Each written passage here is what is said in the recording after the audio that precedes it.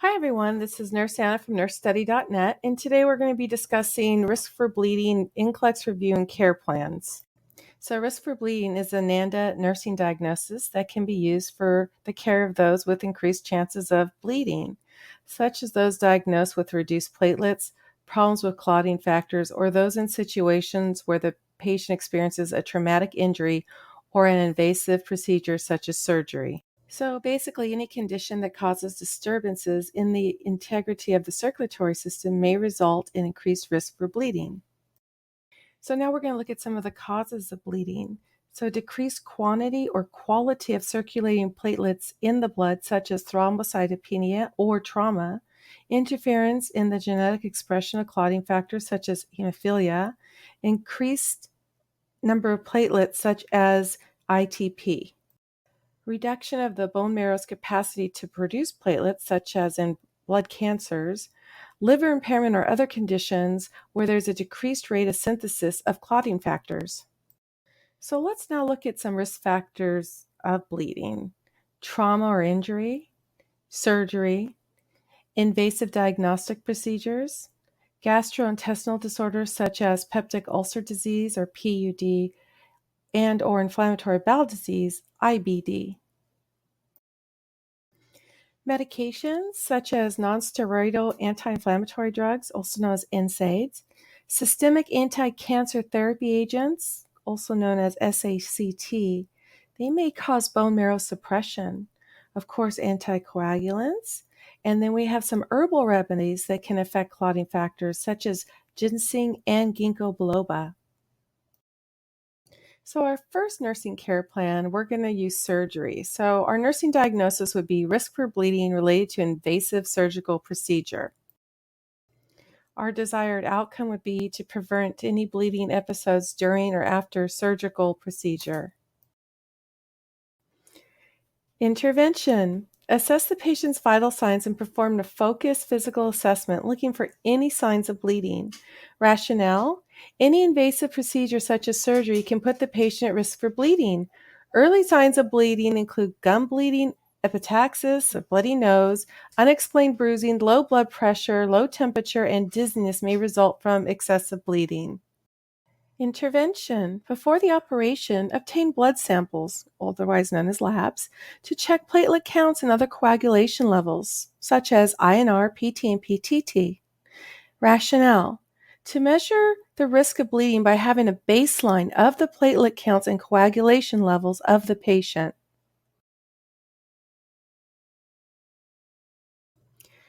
Intervention. Advise the patient to stop the use of nonsteroidal anti-inflammatory drugs, otherwise known as NSAIDs. Also to stop anticoagulants and certain herbal remedies prior to surgery as indicated and ordered by the physician or the patient's caregiver. The rationale: NSAIDs and anticoagulants can increase the risk for bleeding. Some herbal remedies can affect clotting factors such as ginseng and ginkgo biloba. Intervention. Anticipate to obtain a type and cross match of the patient's blood. The patient may need to have blood replacement after surgery. The rationale: to prepare for the need to perform blood transfusion as prescribed.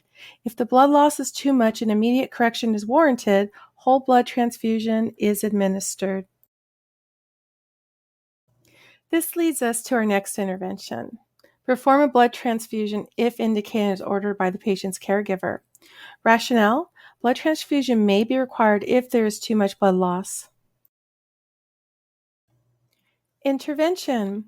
Post-surgery, assess and monitor the patient's surgical wound site for any signs of unexpected bleeding.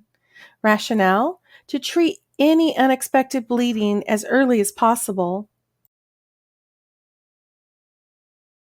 This next nursing care plan will be for peptic ulcer disease and bleeding. So our nursing diagnosis would be risk for bleeding related to open sores in the gastrointestinal lining secondary to peptic ulcer disease.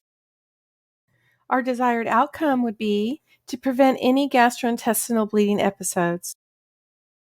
Intervention.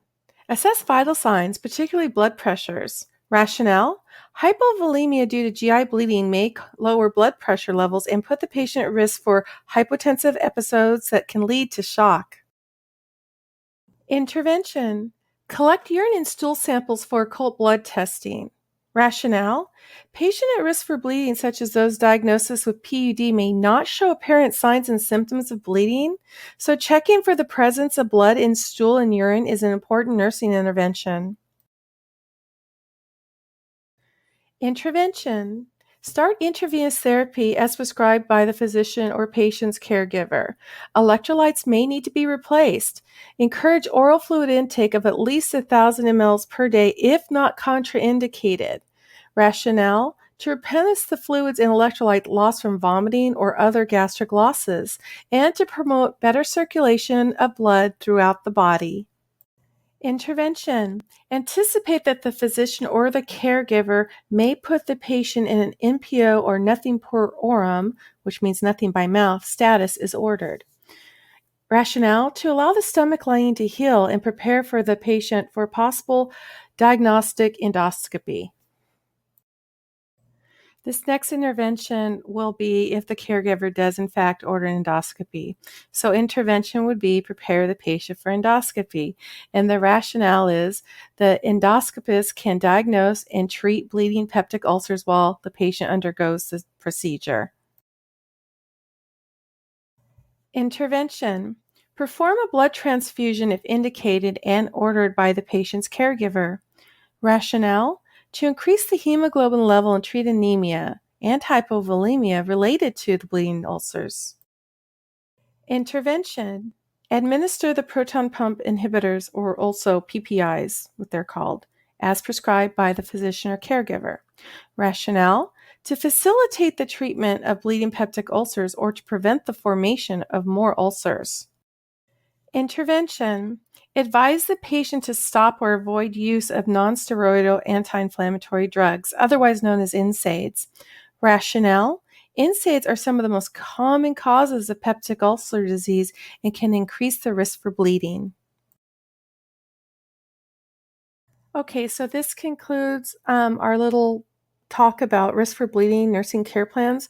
We have several more risk for bleeding care plans on our website called nursestudy.net. And please be sure to visit us because we have more nursing care plans, over 600 of them. We have nursing practice tests, and we have study sheets for pathophysiology. So this is Anna at nursestudy.net, and I will talk to you later.